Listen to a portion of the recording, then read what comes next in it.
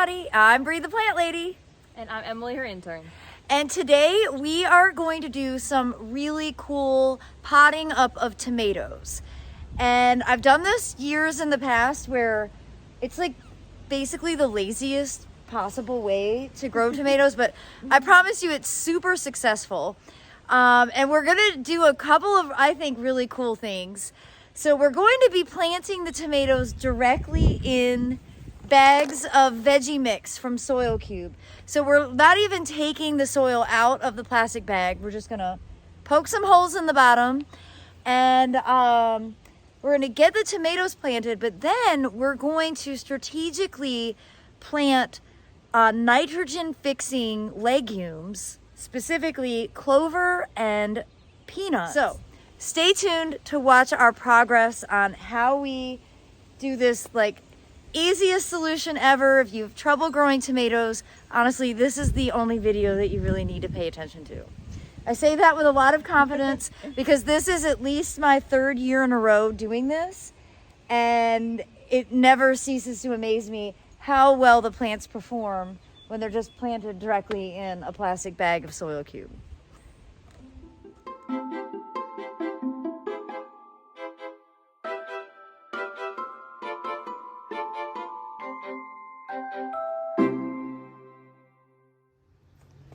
Well, as you can see, we have got 7 Veggie Cube bags stashed here. We've got a nice piece of cattle fence to be able to use to train the tomatoes. And we're here in the fire pit, so it's easy access to a hose. We're already growing quite a few tomatoes in here, all in containers, because remember, we've got root knot nematode issues. But you can see some of these tomatoes are really growing really well, and that's what we want to replicate on the other side here using the Veggie Cube bags. As I've mentioned, I've done this for several years now, and it's super successful. I realize that normal people probably would want to put this into an ornamental pot, but you already know we have like a million ornamental pots already out and about, so we're just gonna go ahead and do this the easy way. And so basically we're just gonna cut the top relatively like a few inches down so that it's not so high.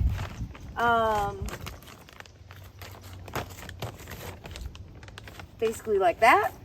And then we're gonna poke holes towards the bottom around all sides of every bag. And that's gonna make sure that it drains. And we're not doing them on the very bottom, and that's strategic. I want to keep the plastic hole on the bottom to prevent the roots from potentially escaping, touching the ground, where they will then be infested with root knot nematodes. And the nematodes aren't active right now. They usually don't become active until the soil gets really hot. It's something that really starts to show up in August, and then the plants really collapse in September. And the roots are absolutely like strings of pearls. The nematodes just clog the entire vascular system. So that's why we don't put any tomatoes in the ground anymore, because there's no point. They won't make it. We won't get fruit. I'm in year 12 on this property, so I don't make the same mistakes over and over again. But I think this is the absolute easiest way to grow a tomato. Not only are we going to grow a different variety of tomato in every bag, but we're also going to include a pepper. And then in half, we're going to do peanuts, and the other half, we're going to do clover. Both of those for the nitrogen fixation properties that they offer. So let's go ahead and get all these bags opened and holes poked so we can get them planted.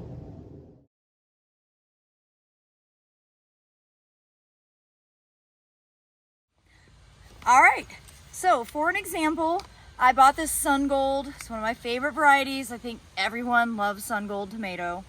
And you know, tomatoes, if they're not grafted, they can be planted really deep.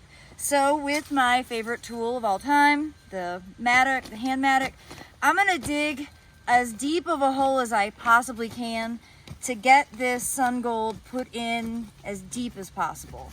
Now, without dumping it out and making a mess, that's not going to be super easy. I'm not going to get planted as deeply as perhaps I'd like, but I'm at least going to try and get it down to at least the middle of the pot. That way some of the stem will be buried like that. And then we're just gonna put the soil back up around it, and I've got it labeled. And along with that, I am planting a jalapeno pepper. And sure, that might be a little bit of overkill, but what the heck, I literally have nothing to lose here. So now that the plants are put in there, now we can direct seed. And in this one, we're going to do some crimson clover. All right, so here is a pack of crimson clover. This is the size that I was selling at the Spring Open Garden. And there's a lot of seeds in here. These are 1/2 ounce packs. You don't need anywhere near that many. So I'm just gonna try and scatter basically about like that. That's probably more than necessary. I am gonna lightly rake over it with my hand. And you know, I've been debating in my mind whether or not we should mulch. And I think we are gonna go ahead and just add a light layer of ground aged pine bark, because that's what we have on hand, just to make sure in the interim before the clover actually germinates that that soil can't bounce up and cause any potential leaf issues, because that's one of the most common problems that tomatoes experience. So the easiest way around that is just to prevent any soil from being able to bounce up and infect the bottom leaves. And as you can see, they are planted, and you might be wondering about fertilizer. And as you can see, I am top dressing with some organic fertilizer. This is the Dr. Earth 463 formulation. I really love this. It's for, you know, specifically for vegetables, but also for flowering plants. And I'm just putting a healthy, generous handful on the top. We're sowing the seeds, and then we are going to mulch. All right, peanuts are definitely one of my favorite things to grow. And you know, here in North Carolina, we can grow them in the ground, no problem. In fact, they're one of our normal agricultural crops. But for people living in cooler climates where your summers aren't as intense, growing peanuts in the pot is really the best way to do it. So you're just gonna split the shell open, and you can actually plant them in the shell, but you have to break the shell open. So that'll really inhibit germination if you just plant it like as a whole shell. You see the nuts are inside. Now remember, these are not planters. You can't grow the peanuts from the grocery store. I have tried, okay? They have been roasted and they don't have an active endosperm. So you have to find raw peanuts. And I of course sold out pretty quickly at the open garden. So now I'm gonna take a single nut, and I'm just basically, like I always say, thumbing it in. That basically means pushing it in about 1/2 inch and covering it up. And this sounds crazy, but 2 will be sufficient for this size pot. Peanuts grow kind of as a flat pancake ground cover. So likely as they grow, they will kind of spill out of the pot. Again, the purpose of this is to fix nitrogen, but also to act as a ground cover to prevent weeds and to prevent any soil from potentially splashing up on those tomatoes. But again, we're going to go ahead and give these a light layer of mulch just to ensure that that doesn't happen in the time while the peanuts take to germinate and actually grow out. So I'm gonna go ahead and do more peanuts. You see, I just split that one in half. I don't need to actually take the nut out of the shell. I can just shove the whole thing in just like that. Just like that. It really could not be easier, and it's really gonna elevate these containers and make them super interesting and unlike anything that you've ever seen before.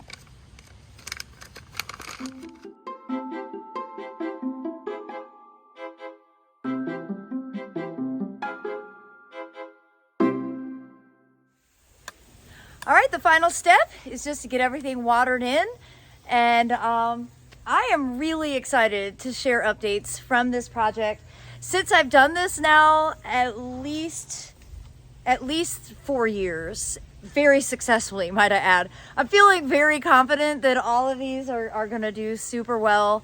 And this is just a really convenient spot because it gets about 6 hours of direct sunlight.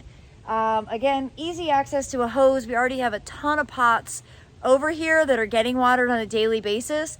And we'll really be able to pay attention to keep everything staked properly, and then of course to be able to harvest.